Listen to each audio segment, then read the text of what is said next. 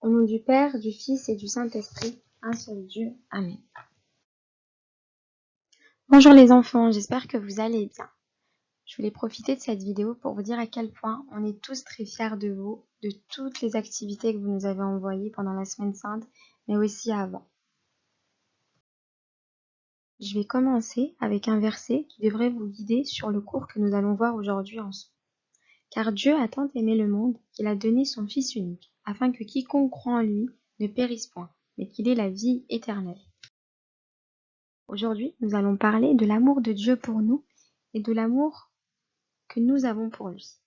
Que ce soit dans l'Ancien ou le Nouveau Testament, Dieu nous manifeste constamment à quel point il nous aime et à quel point il veut que nous soyons heureux et sauvés par son amour.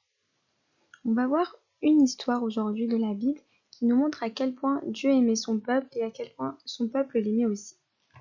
Avant de vous montrer la vidéo, je vous invite à prendre une petite feuille et écrire dessus ce qui vous montre dans la vidéo que Dieu aime son peuple et que le peuple aime Dieu. Vous êtes prêts?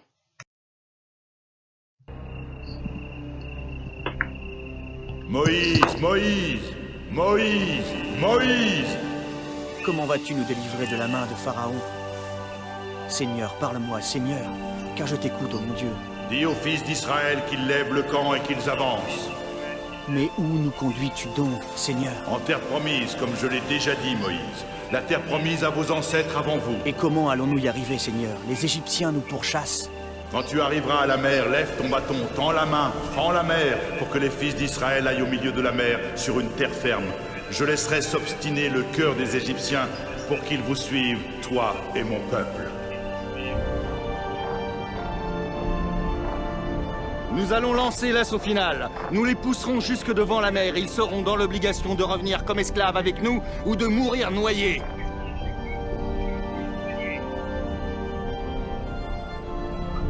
En avant!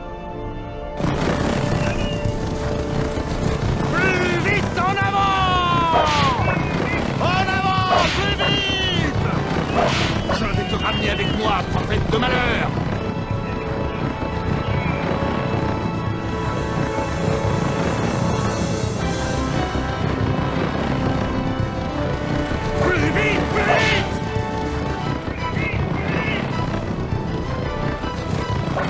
En avant! Plus vite en avant! Ya! Ya!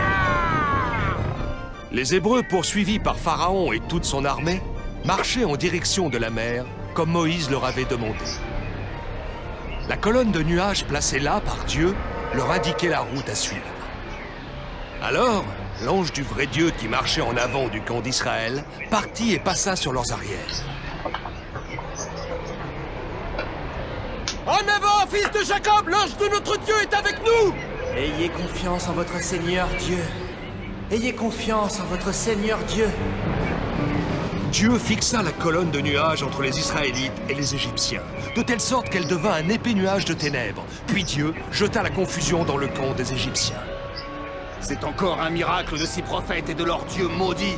Les chevaux des Égyptiens commençaient à être effrayés par les ténèbres. Certains d'entre eux, envahis par la panique, se jetèrent du haut de la falaise, précipitant avec eux chars et cavaliers dans la mer. Pendant ce temps, Moïse et les anciens observaient les débuts de la désolation de l'armée de Pharaon. Il dit alors à Dieu: Seigneur, je lève mon bâton et je tends la main vers la mer, comme tu me l'as demandé.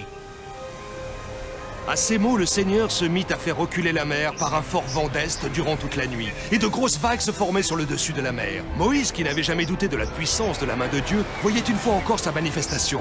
Les anciens aussi observaient avec stupéfaction. Puis, fermant les yeux, Moïse fit une profonde et intense prière à son Créateur. À ce moment, les flots de la mer déchaînés se mirent à gronder comme un animal enragé. Des vagues énormes se sont alors élevées et se sont divisées en deux. Une main les manipulait. Il s'agissait de la main de Dieu Tout-Puissant, qui achevait ainsi son œuvre pour le salut de son peuple.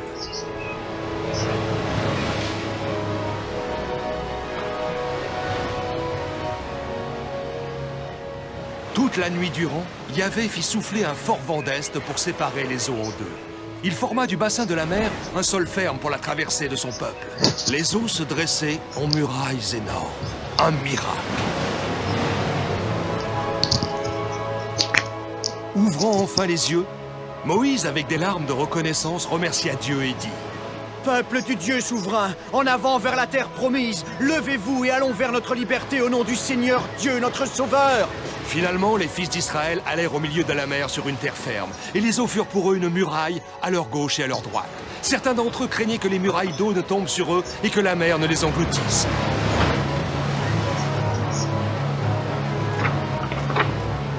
Avancez plus vite, que Yahvé puisse réaliser sa promesse envers nous, plus vite!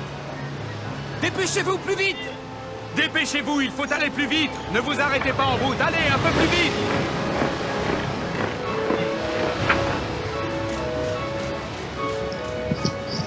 Vite, ils sont juste derrière nous, vite, vite.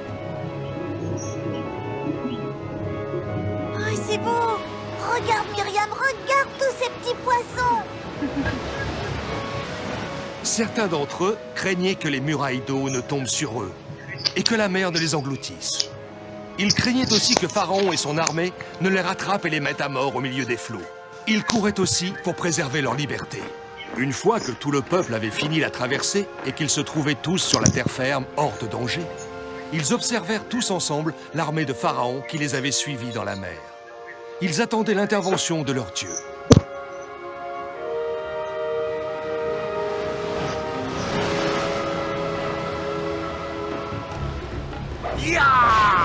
Pharaon et sa puissante armée arrivaient au galop dans la mer. Ils traversaient eux aussi. Pour les Égyptiens, l'heure de la vengeance avait sonné. Les Hébreux devant eux n'avaient plus d'issue. Les chars conduits par l'élite de l'armée de Pharaon se rapprochaient dangereusement du peuple de Dieu, sûrs de leur victoire. Ils lançaient leurs chevaux à vive allure. Sur l'autre versant, les Hébreux attendaient patiemment la main de leur Dieu.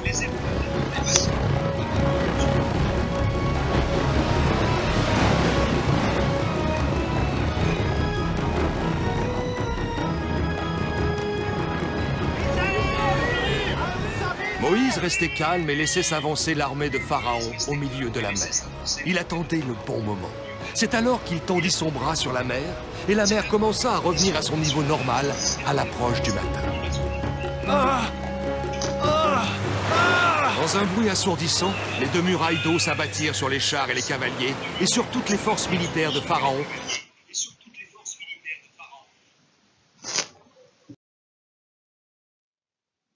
Comme on vient de le voir, Dieu a montré à travers différents signes l'amour qu'il avait pour Moïse et pour le peuple d'Israël. Il faut savoir que Moïse a été choisi par Dieu pour accompagner le peuple d'Israël à la terre promise. Dieu a montré aussi son amour pour le peuple d'Israël en le sauvant et en le délivrant de l'esclavage. Durant tout leur voyage dans le désert, Dieu a su réconforter et rassurer et accompagner le peuple d'Israël. Il leur a donné à manger quand ils avaient faim, à boire quand ils avaient soif. Il a fait en sorte que leurs vêtements et leurs sandales ne se salissent pas et ne s'abîment pas durant tout ce long voyage. Et enfin, il a sauvé le peuple d'Israël des Égyptiens. On lit ensemble ce passage qui résume l'histoire. L'Éternel dit à Moïse: « Pourquoi ces cris ? Dis aux Israélites de se mettre en marche, et toi, lève ton bâton, tends ta main sur la mer et fends-la. Ainsi les Israélites pénétreront au milieu de la mer à pied sec. » Ici, Dieu rassure Moïse de ne pas avoir peur et d'accompagner et de rassurer le peuple d'Israël. Quant à moi, je vais endurcir le cœur des Égyptiens pour qu'ils y pénètrent après eux. Et le Pharaon ainsi que toute son armée, ses chars et ses cavaliers feront éclater ma gloire. Il sauve le peuple d'Israël définitivement de l'esclavage des Égyptiens. Dans l'histoire que nous venons de voir, mais aussi dans plein d'autres histoires et dans la vie de tous les jours, Dieu nous montre constamment à quel point il nous aime. Et ça, il nous l'a montré en décidant de mourir pour nous sauver, pour que nous, on ait la vie éternelle et qu'on ne soit plus jamais triste, qu'on soit toujours heureux. Voici comment l'amour de Dieu s'est manifesté envers nous. Dieu a envoyé son Fils unique dans le monde afin que nous ayons la vie. Et cet amour consiste non pas dans le fait que nous aimons Dieu, mais dans le fait que lui nous a aimés et a envoyé son Fils unique, victime expiatoire pour nos péchés.